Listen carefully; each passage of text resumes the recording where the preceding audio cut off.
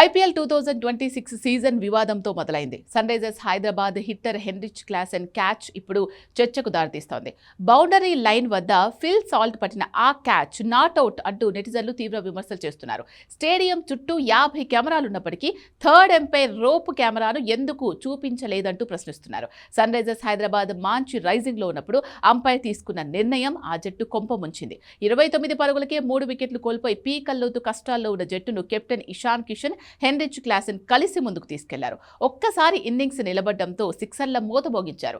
అప్పటి వరకు నిలకడగాడిన క్లాసెన్ కూడా విరుచుకుపడ్డాడు. అదే టైంలో థర్డ్ ఎంపైర్ తీసుకున్న నిర్ణయం సన్ రైజర్స్ భారీ స్కోర్కు బ్రేకులు వేసింది.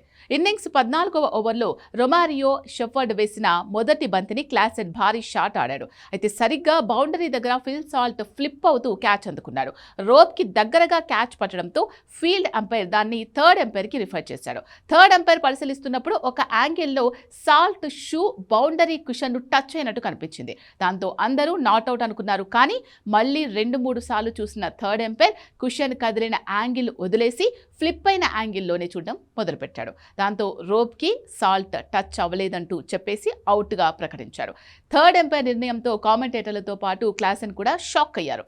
బౌండరీ లైన్ దగ్గర ఉన్న ఫోర్త్ ఎంపైర్ తో కూడా క్లాసెన్ డిస్కషన్ కి దిగాడు. కానీ పెవిలియన్ కు వెళ్ళక తప్పలేదు. అయితే థర్డ్ ఎంపైర్ తీసుకున్న నిర్ణయంపై నెటిజన్లు గరం అవుతున్నారు. అక్కడ క్లియర్ గా కుషన్ ను టచ్ చేసినట్టు కనిపిస్తే ఎలా అవుట్ ఇస్తారంటూ ప్రశ్నిస్తున్నారు.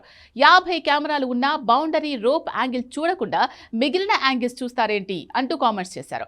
క్లాసెన్, కిషన్ కలిసి 53 బంతుల్లో 97 పరుగుల భాగస్వామ్యాన్ని నెలకొల్పారు. 22 బంతులు ఆడిన క్లాసెన్ 31 పరుగులు చేయడం, ఆఖర్లో వరుస వికెట్లు పడడంతో సన్ రైజర్స్ 201 పరుగులకే పరిమితమైంది.